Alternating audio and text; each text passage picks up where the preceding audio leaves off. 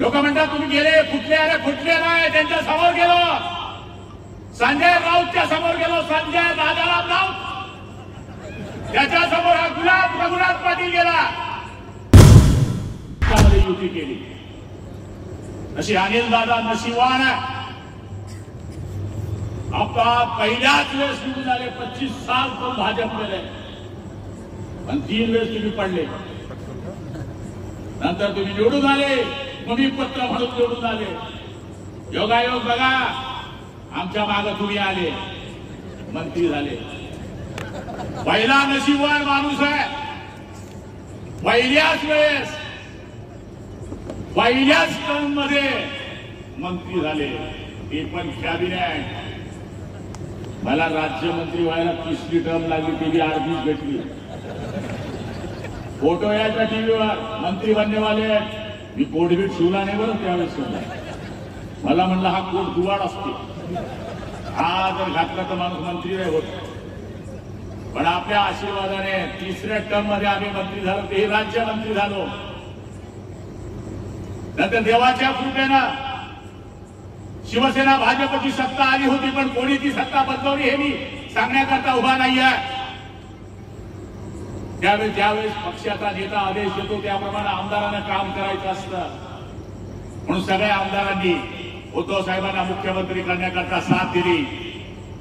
ते मुख्यमंत्री झाले, त्यांच्या कॅबिनेटमध्ये मला कॅबिनेट मंत्रीपद मिळालं. पण ज्यावेळेस आमच्या लक्षामध्ये आलं की आपण आपल्या विचारांपासून लांब जातोय, त्यावेळेस आम्ही सगळ्यांनी त्यांना सांगण्याचा प्रयत्न सुद्धा केला.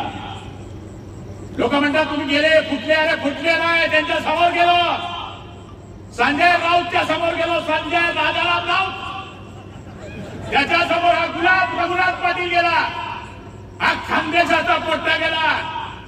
आणि सांगितलं अजूनपर्यंत ते वाकीपर्यंत पोहोचले. बुलालो, सुबह का बुला है ती शाम को वापस घर को आ जाए तो उसे बुला नहीं कहते, त्यांना वापस बोलवा.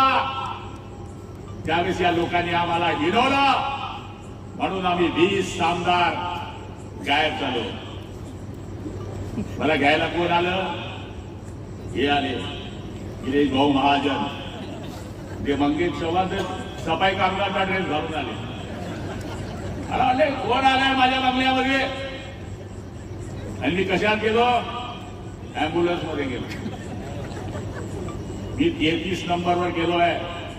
म्हणून जे मला गद्दार गद्दार म्हणतात ना, मी वेट अँड वॉच केलं की आपण चुकलो आहे, चूक दुरुस्त करू शकतो, आपण पुन्हा आपल्या आपल्या वळणावर येऊ शकतो.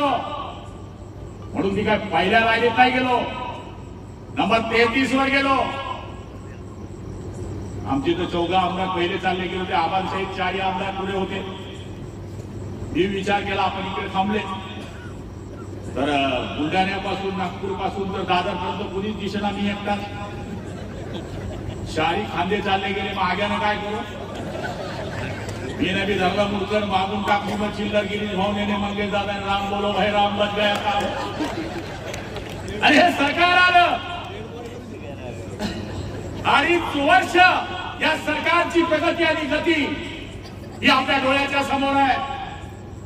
हे जे बोलतात हे नॅशनल हायवे नुसते यांच्या रोडवर फक्त भाजप शिवसेनेचे कार्यकर्ता फिरत नाही.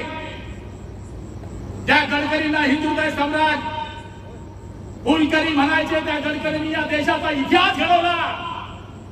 समृद्धी महामार्ग असेल, मुंबई नॅशनल महामार्ग असेल, मुंबई पुणे रस्ता असेल, जेवढे रस्ते तुमच्या नजरेच्या समोर आहे, याच्यावर काय काँग्रेसचं पोट्टन, काँग्रेसची अवलाद जात नाही, याच्यावर हे रस्त्यावर वापरत नाही.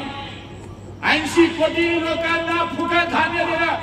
इथे काय फक्त हिंदूंना धान्य मिळतं, मुसलमानांना धान्य मिळत नाही, बौद्धांना धान्य मिळत नाही.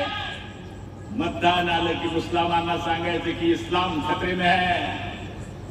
जसं लहान पट्ट्याने सांगतो पंख्याने हात लावू नको, हा बुवा आहे, तसं तुम्ही सांगता. मुस्लिम बांधवांना हे सांगितलं पाहिजे, बौद्ध माणसाने हे सांगितलं पाहिजे,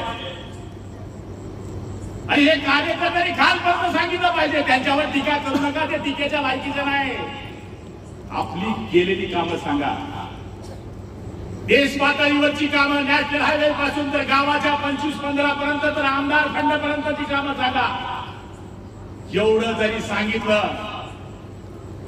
शिवसेना भाजपची ताकद आहे. 6चे 6 आमदार इकडे आहे भाऊ. प्रत्येकाच्या मतदारसंघात लीड दिलं हे काही कर्तव्यच आहे आमचं. भाजप, शिवसेना, राष्ट्रवादी, आरपीआय, मनसे. फक्त विनंती एवढी आहे, प्रचार दौरे लावताना ताई तुम्हाला आम्ही दोष देणार नाही. तुम्ही उमेदवार आहे, जिल्हा अध्यक्षांचं हे काम आहे. ते शिवसेनेचे असो, भाजपचे असो, राष्ट्रवादीचे असो. दौरा असताना पहिल्या दिवशी आम्हाला संध्याकाळी फोन येतो. आता गुलाबराव पाटलांचा आमदार मतदारसंघ आहे, त्याला कळलं पाहिजे की नाही माझ्या झेडपी गटात कोणी फिरत आहे.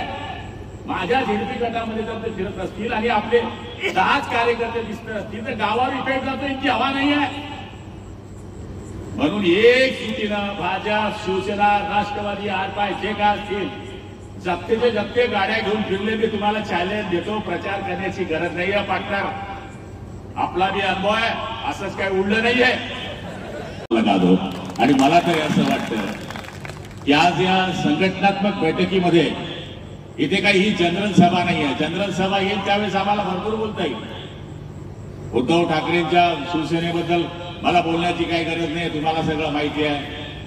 जसं एका पिक्चर मध्ये लिहिलं होतं तेरा मेरा बाप चोर आहे, तसं तर आम्हाला लिहून टाकलंय तेरा तुम चोर हो, तुम गद्दार हो. पण आम्ही कशा करता गद्दारी केली हे पूर्ण महाराष्ट्राने पाहिलेलं आहे. आणि आता जे उमेदवार मिळत आहे ते का उमेदवार त्यांच्या पठडीतले काय आम्ही गद्दार आहे आणि हे जे सापडले काय खुद्दार आहे काय. देश विदेशातील प्रत्येक घडामोडींचे लाईव्ह अपडेट मिळवण्यासाठी आता साम टीव्हीच्या सर्व सोशल मीडिया प्लॅटफॉर्मला लाईक, फॉलो आणि सबस्क्राईब करा. तसंच सर्व नोटिफिकेशनसाठी बेल आयकॉन प्रेस करायला विसरू नका.